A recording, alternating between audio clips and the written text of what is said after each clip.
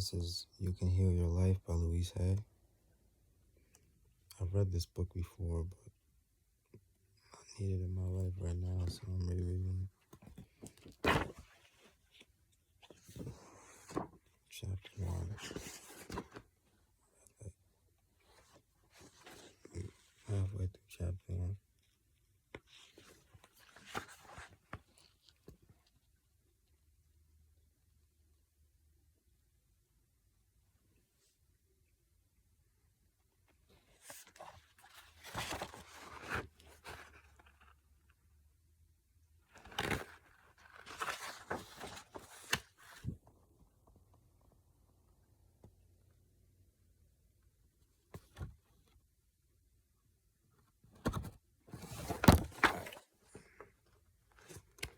Let's start from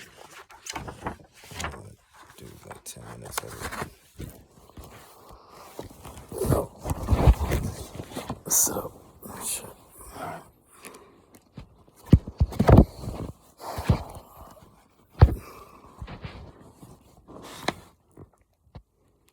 The point of power is always in the present moment. All the events you have experienced in your lifetime up to this moment have been created by the thoughts and beliefs you have held in the past.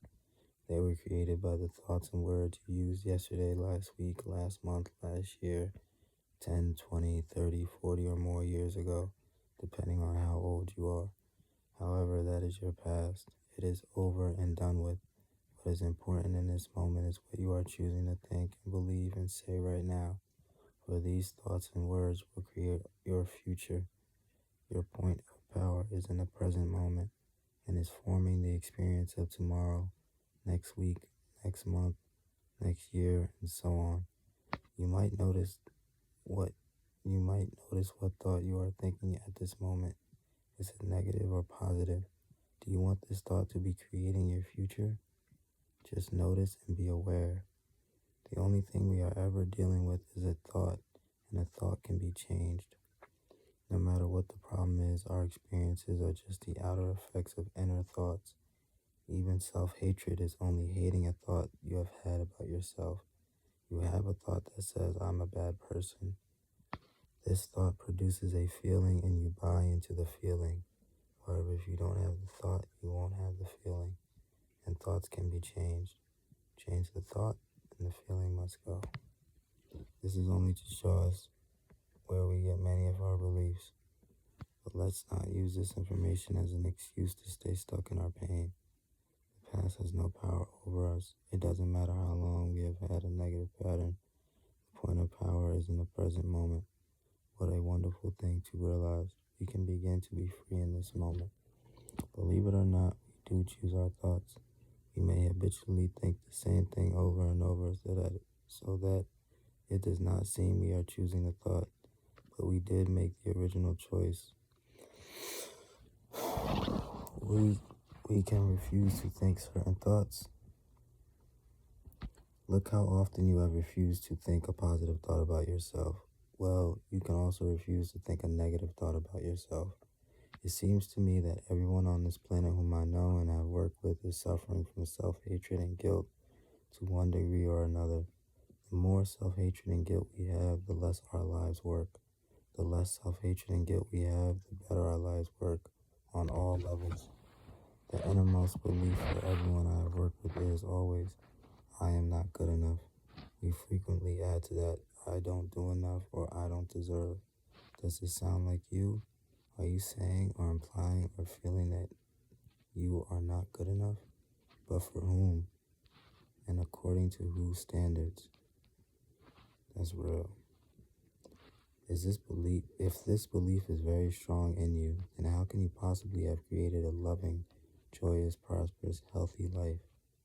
Somehow your main subconscious belief would always be contradicting it.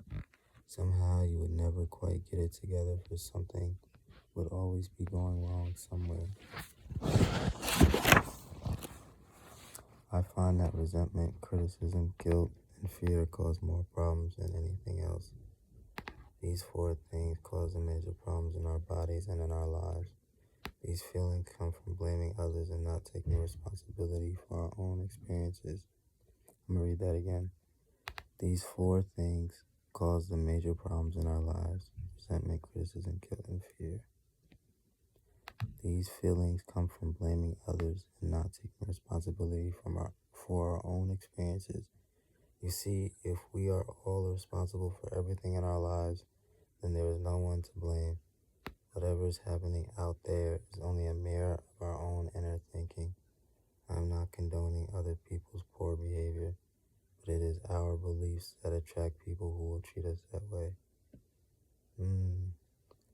If you find yourself saying everyone always does such and such to me, criticizes me, and is never there for me, uses me like a doormat, and abuses me, then it is your pattern. There is some thought in you that attracts people who exhibit this behavior. When you no longer think that way, they will go elsewhere and do that to somebody else.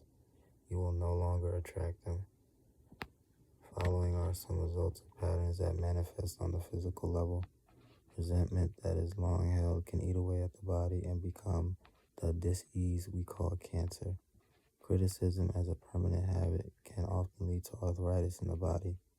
Guilt often looks for punishment, and punishment creates pain. When a client comes to me with a lot of pain, I know they are holding a lot of guilt. Fear and the tension it produces can create things like baldness, ulcers, and even sore feet. I have found that forgiving and releasing resentment will dissolve even cancer. While this may sound simplistic, I have seen and experienced it working. We can change our attitude towards the past. The past is over and done. We cannot change that now, yet we can change our thoughts about the past. How foolish for us to punish ourselves in the present moment because someone hurt us in the long ago past. I often say to people who have deep resentment patterns, please begin to dissolve the resentment now, when it is relatively easy. Don't wait until you are under the threat of a surgeon's knife or on your deathbed, when you may have to deal with panic too. When we are in a state of panic, it is very difficult to focus our minds on the healing work. We have to take time to dissolve the fears first. If we choose to believe we are helpless victims and that it is all hopeless, then the universe will support us in that belief, and we will just go down the drain. It is vital that we release these foolish, outmoded, negative ideas and beliefs that do not support us and nourish us. Even our concept of God needs to be one that is for us, not against us. To release the past, we must be willing to forgive. We need to choose to release the past and forgive everyone, ourselves included.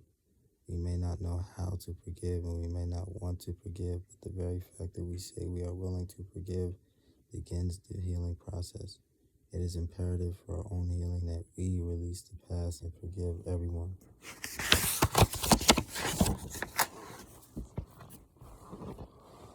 I forgive you for not being the way I wanted you to be. I forgive you and I set you free.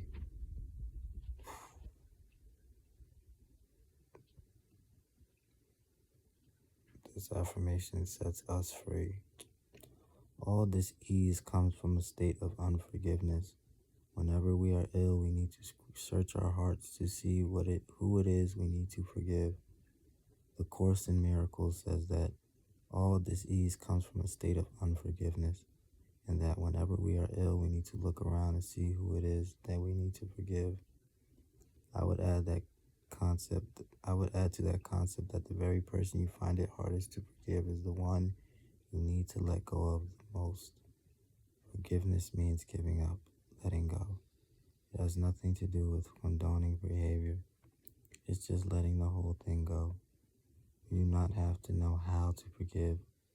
All we need to do is be willing to forgive. The universe will take care of the hows. We understand our own pain so well. How hard is it for most of us to understand that whoever they are, we need most to forgive, were also in pain. We need to understand that they were doing the best they could with the understanding, awareness, and the knowledge they had at that time.